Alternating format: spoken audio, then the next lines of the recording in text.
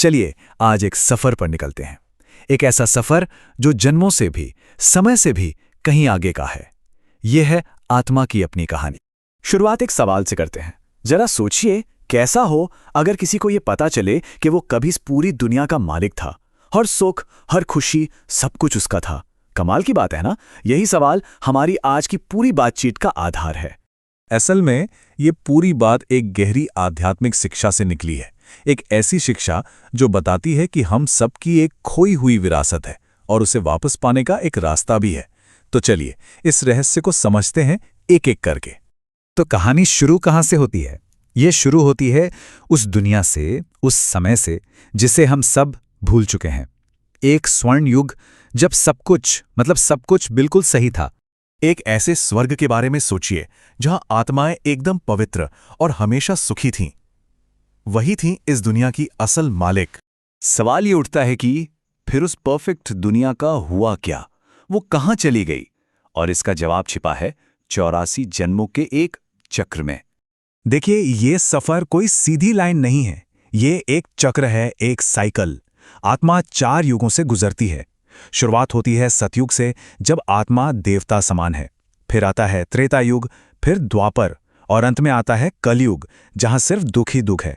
मतलब हर युग के साथ आत्मा की शक्ति और पवित्रता दोनों कम होती जाती हैं। और ये जो पूरा का पूरा चक्र है ना, ये ठीक 84 जन्मों का होता है। हाँ, 84। ये एक बहुत ही खास संख्या है जो आत्मा की पूरी यात्रा को दिखाती है। इसे ऐसे समझ सकते हैं जैसे कोई सीढ़ी से नीचे उतर रहा हो। हर जन्म के साथ आत्मा अपनी दिव्यता, अपनी शक्ति खोती जाती है और सीढ़ी पर एक एक कदम नीचे और नीचे आती जाती है।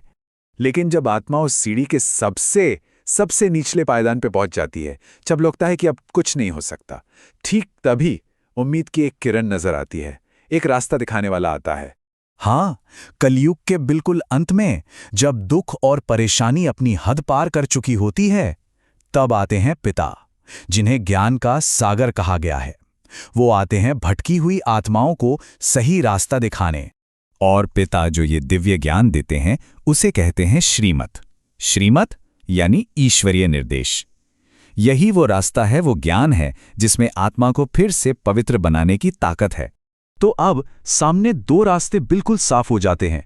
एक है श्रीमत यानी ईश्वर के निर्देश जो आत्मा को ऊपर उठाते हैं, पवित्र बनाते हैं, और दूसरा है आसुरी मत जो उसे नीचे गिराता है, दुख की तरफ, अपवित्रता की तरफ। एक रास्ता है बनने का और दूसरा है सब कुछ खो देने का। तो सवाल यह है कि इस ज्ञान को, इस श्रीमत को जीवन में उतारा कैसे जाए। खैर, ये शिक्षा वापसी के सफर के लिए कुछ बहुत ही प्रैक्टिकल कदम भी बताती है। वापसी का रास्ता असल में कुछ चीजों से बनता है। पहली बात, पिता के ज्ञान को दिल से अपनाना। दूसरी, अपनी असली दिव्य पहचान को बार बार याद करना। फिर बिना स्वार्थ के दूसरों की भलाई के लिए सेवा करना, यहां तक कि अपने खान पान में भी पवित्रता रखना। और सबसे जरूरी, अपना सारा पुराना बोझ, सारी चिंताएं पिता को सौंप देना। और जब कोई इस रास्ते पर चलना शुरू कर देता है, तो आखिर में उसे मिलता क्या है?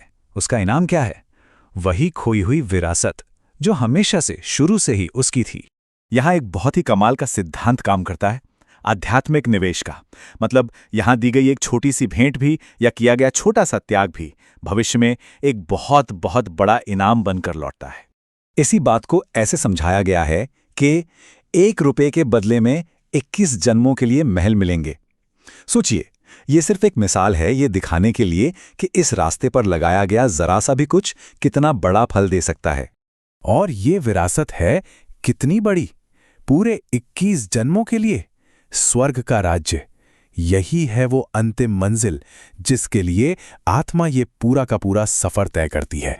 तो ये सब जानने के बाद एक आखिरी सवाल जो सोचने पे मजबूर करता है। अगर समय एक सीधी रेखा नहीं है बल्कि एक चक्र है जो बार बार खुद को दोहराता है, तो हमारे आज के कर्मों का, आज के फैसलों का मतलब कितना गहरा हो जाता है, ये सोचेगा जरूर।